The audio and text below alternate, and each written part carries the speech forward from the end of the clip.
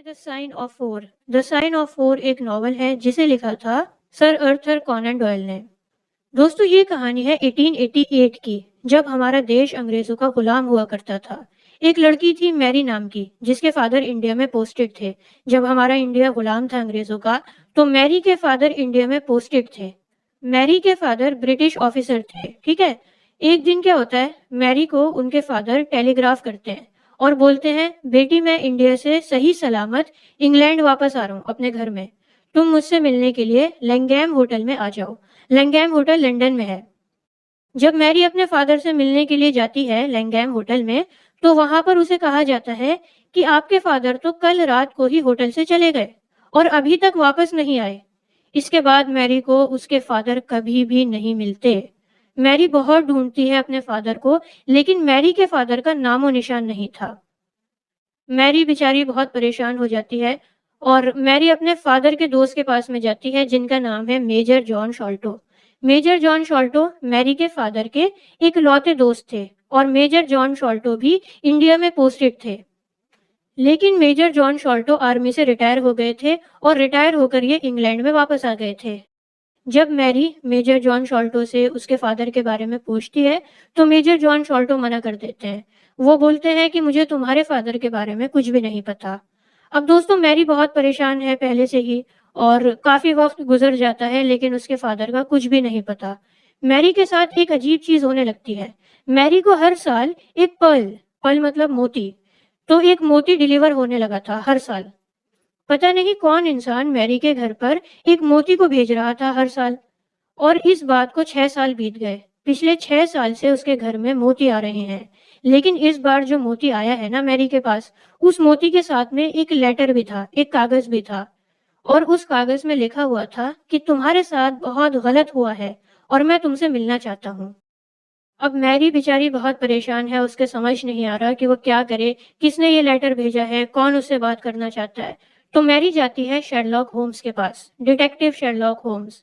Sherlock Holmes के बारे में तो आपने सुना होगा, दुनिया में कोई ऐसा केस नहीं है जिसको ये सॉल्व नहीं कर पाए हों। तो शेरलॉक होम्स मैरी की बातों को बड़ा ध्यान से सुनते हैं और अपनी इन्वेस्टिगेशन शुरू करते हैं। शेरलॉक होम्स को पता लगता है कि मेजर जॉन शॉल्टो की मौत हो चुकी है। मेजर जॉन शॉल्टो जो मैरी के फादर के दोस्त थे। मेजर जॉन शॉल्टो की मौत 1882 में हुई थी और मेजर जॉन शॉल्टो की मौत के बाद से ही मैरी को मोती रिसीव होना शुरू हुए थे। इससे पहले उसके घर पर मोती नहीं आ रहे थे। तो शेरलॉक होम्स को शक हो जाता है और उन्हें लगता है कि मेजर जॉन शॉल्टो का कुछ ना कुछ कनेक्शन है इस केस से। शेरलॉक होम्स मैरी से और ज्यादा डिटेल्स जानने की कोशिश करते हैं, लेकिन मैरी को कुछ और नहीं पता। लेकिन हाँ, एक कागज था उसके फादर के डेस्क पर और उस कागज पर 4 लोगों के नाम लिखे हुए थे।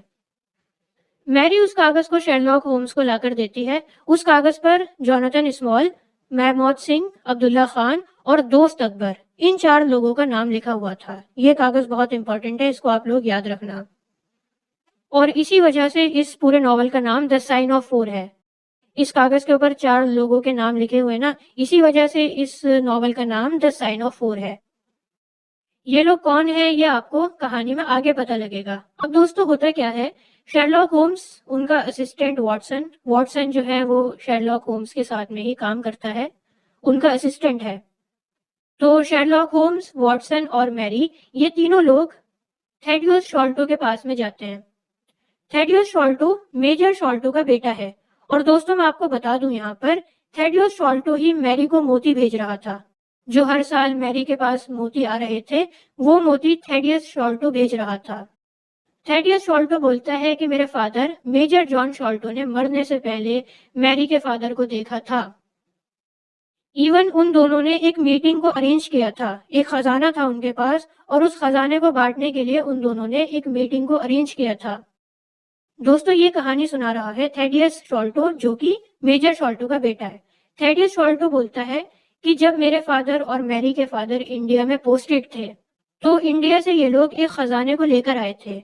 तो मेरे फादर ने मैरी के फादर के साथ एक मीटिंग को फिक्स करा था ताकि वो उस खजाने को बांट सकें। अच्छा दोस्तों मैं आपको बता दूं, मैरी के फादर का नाम है कैप्टन अर्थर मॉर्स्टन। पिक्चर में भी लिखा हुआ है, आप देख सकते हैं वैसे।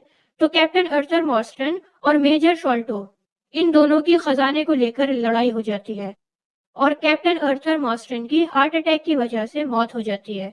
उसके बाद मेजर शॉल्टो कैप्टन अर्थर मॉर्स्टन की डेड बॉडी को दफना देते हैं और खजाने को भी कहीं छुपा देते हैं, एक ऐसी जगह पर छुपाते हैं जिसके बारे में किसी को नहीं पता होता। थेडियस शॉल्टो कहता है कि शायद ऐसा हो सकता है कि मेरे फादर ने ही कैप्टन अर्थर मॉर्स्टन को मारा हो, लेकिन उस मीटिंग के बाद से मेरे फादर मेजर शॉल्टो की भी बहुत तबीयत खराब रहने लगती है और वो मरने वाले होते हैं, मर रहे होते हैं वो भी। उस मीटिंग में पता नहीं ऐसा क्या होता है कि उसके बाद से ही मेरे फादर की भी हालत खराब होने लगती है। मरने से पहले मेजर शॉल्टो ने अपने दोनों बेटों को बुलाया और उन्हें कैप्टन अर्थर मॉर्स्टन की डेथ के बारे में बताया और खजाने के बारे में भी बता दिया और इसके बाद मेजर शॉल्टो मर जाते हैं। तो ये कहानी सुनाई है थेडियस शॉल्टो ने, जो कि मेजर शॉल्टो का बेटा है। अब इसकी कहानी कितनी सच है कितनी झूठ है ये तो हमें आगे ही पता लगेगा। दोस्तों, थेडियस शॉल्टो को उसके फादर की डेथ बॉडी के पास में एक कागज मिला था और वो कागज थेडियस शॉल्टो ने मैरी को भी सेंड किया था, जिसमें 4 लोगों के नाम थे। मैंने स्टार्टिंग में भी आपको बताया था इस कागज के बारे में, जो कि मैरी के फादर के डेस्क से मिला था। तो ये कागज द साइन ऑफ 4 है और उस कागज पर 4 लोगों के नाम लिखे हुए थे।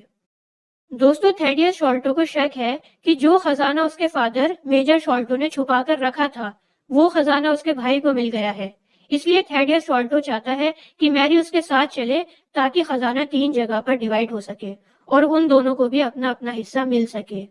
अब क्या होता है, सभी लोग मिलकर थेडियस शॉल्टो के भाई के पास में जाते हैं जिसका नाम है बार्थोलोमे। लेकिन जब ये लोग बार्थोलोमो के पास में पहुंचते हैं तो ये लोग देखते हैं कि बार्थोलोमे मरा हुआ है।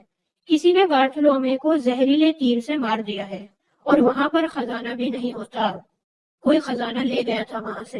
पुलिस को शक होता है कि थेडियस शॉल्टो ने अपने भाई को जान से मारा, लेकिन शेरलॉक होम्स बीच में आ जाते हैं और कहते हैं कि थेडियस शॉल्टो मेरे साथ में था और इसने अपने भाई को नहीं मारा, और शेरलॉक होम्स थेडियस शॉल्टो को बचा लेते हैं पुलिस से। दोस्तों, शेरलॉक होम्स बहुत गहराई से पूरे केस को स्टडी करते हैं और फाइनली उनको जोनाथन स्मॉल नाम के एक बंदे पर शक होता है।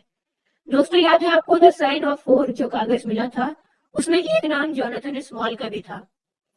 जो 4 नाम थे उनमें से 3 नाम हिंदुस्तानियों के थे और एक नाम अंग्रेज का था, और जो अंग्रेज का नाम था वो था जोनाथन स्मॉल। तो अब शेरलॉक होम्स को जोनाथन स्मॉल के ऊपर शक है। जोनाथन स्मॉल का एक पैर कटा हुआ है और इसके साथ एक टोंगा नाम का बंदा भी रहता है जो इसकी मदद करता है। दोस्तों, शेरलॉक होम्स को पता लगता है कि जोनाथन स्मॉल ने एक स्टीम बोट को हायर किया है और वो भागने की तैयारी कर रहा है। इसके बाद शेरलॉक होम्स पुलिस के साथ जोनाथन स्मॉल का पीछा करता है। समुद्र में जोनाथन स्मॉल स्टीम बोट से भाग रहा होता है और जोनाथन स्मॉल का जो साथी है टोंगा, वो शेरलॉक होम्स के ऊपर जहरीले तीर से हमला करता है। शेरलॉक होम्स भी उनका पीछा कर रहा है और बदले में टोंगा को गन से उड़ा दिया जाता है और टोंगा वहीं पर मर जाता है।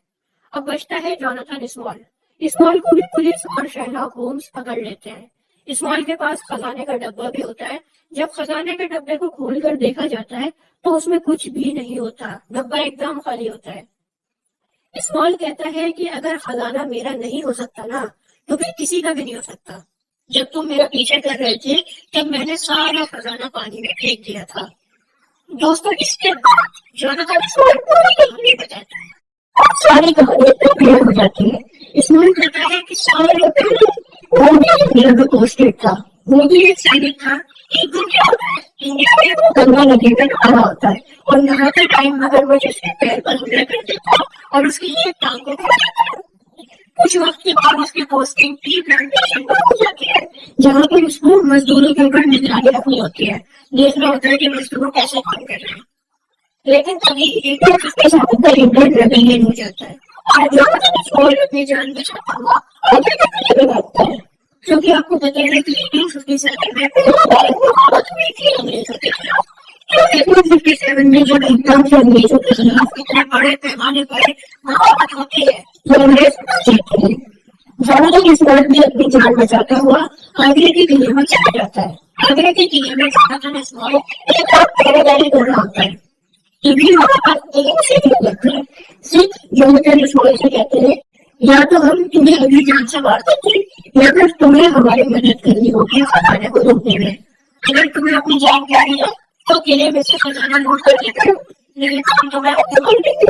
अगर तो इस सवाल के पास कोई दूसरा चारा नहीं था तो ये लोग खजाना चुराते हैं।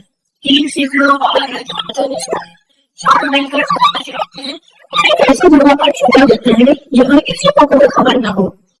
और दूसरे ब्रिटिश सरकार को हिंदुस्तानियों की मदद करी है।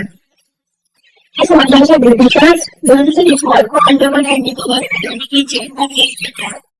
अंडमान की जेल में जॉनसन स्मॉल पिछले 20 सालों से कैद था। 20 साल के बाद एक बार वो जॉन सॉल्टो को सुनता है। जॉनसन स्मॉल सुनता है कि जॉन सॉल्टो ने सारे पैसे सट्टे में लगा दिया है और उसके पास कोई पैसा नहीं बचा। सारा पैसा उसने सट्टे में उड़ा दिया। तो जॉनसन स्मॉल का फायदा उठाने की सोचता है। इस बार मेजर सॉल्टो और उनके दोस्त कैप्टन आर्थर मॉर्गन के साथ स्मॉल शांति से कहता है कि तुम मुझे इस जेल से बाहर निकलवाने में मदद करो। लेकिन मैं तुम्हें बहुत सारा पैसा दूंगा, मेरे पास बहुत सारा खजाना है और उस खजाने का एक हिस्सा मैं तुम्हें दूंगा।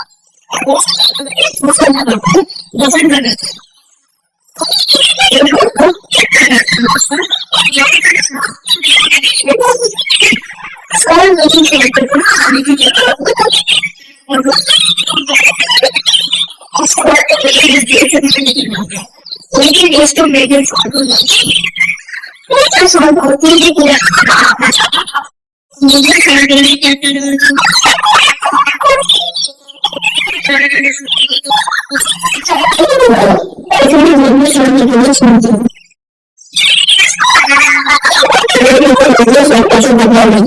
और इसे मुझे चाहता था 4 साल के बाद 4 साल के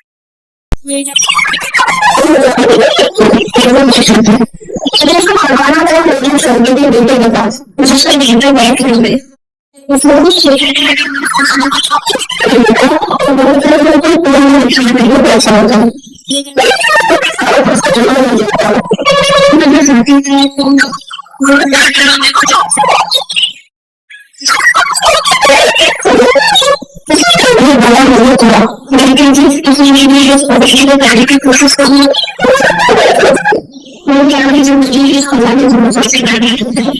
और इस तरह